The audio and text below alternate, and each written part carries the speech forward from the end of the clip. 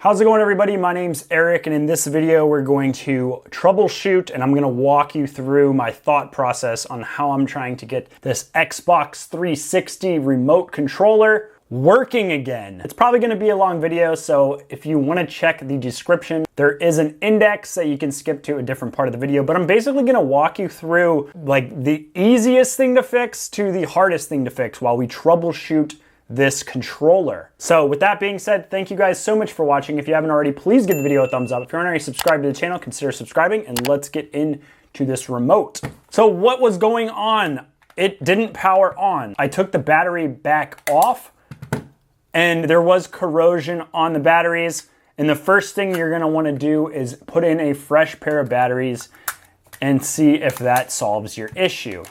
However, it did not solve mine. So I took that back out. I took another battery pack from a known working controller, put the batteries in there, and tried to turn it on, and I still didn't get anything. There was a little bit of corrosion on this coil right here. Took some white vinegar, put it on a Q-tip, cleaned off that contact. And then I put the good batteries from the known working pack back onto the controller once the contact was dry, and tried to turn it on. Still didn't work.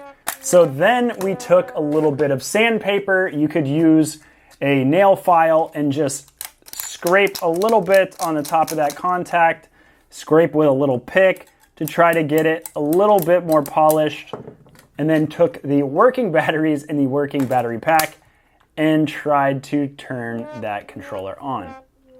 Still didn't work. If you don't have a spare battery pack, you're gonna wanna look inside of your battery pack and try to clean that out. There could be some contact issues inside here. There's 2 points of contact for the batteries, and then there's another point between those 2 points of contact back here. Something could be messed up, there could be some corrosion between that. And if for some reason you don't have another battery back to test with, I will put a link to the part in the description of the video.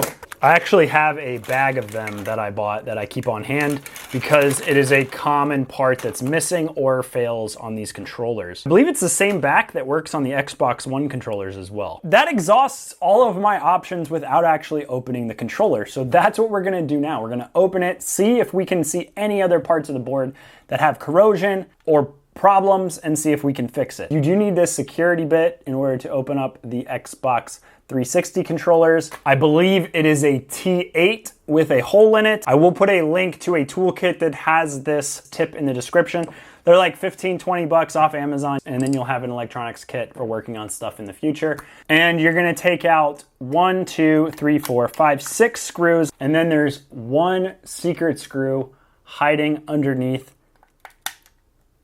the serial number sticker that you're gonna have to get out as well.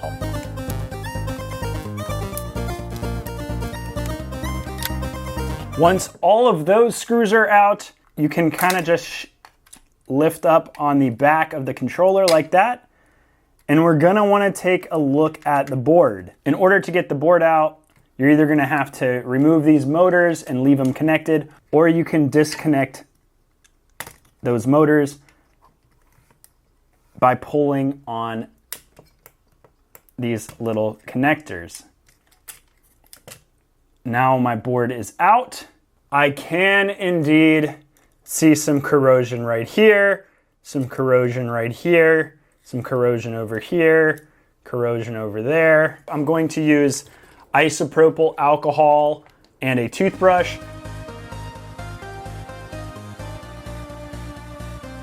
So I'm just going to kind of brush all of those areas with corrosion, try to clean it out, and hopefully some of that corrosion was connecting to things that weren't supposed to be connected, and we were able to break that connection up to where now the controller will indeed work. I'm gonna do a reassembly now after it is dried, so I gotta put this little joystick back, and then we're gonna set the board back down in there, reconnect those vibrating motors, and then we're going to slide the back cover on.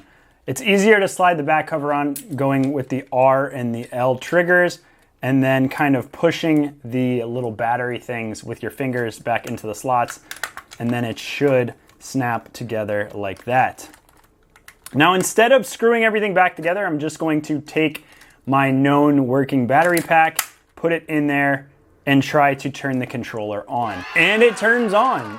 For whatever reason, there was some corrosion building up in the back. As of right now, the controller looks like it is working again, even when I tap it and hit it, because sometimes you lose a little bit of connection there. So I'm going to reinstall all of those screws that we took out.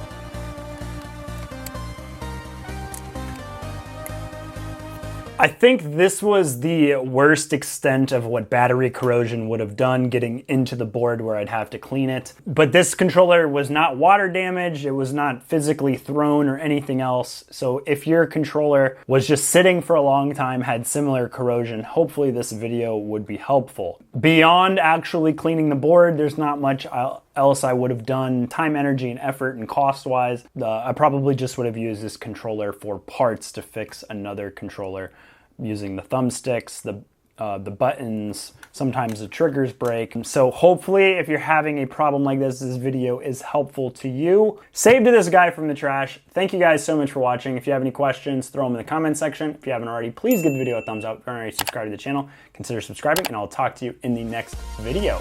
Bye.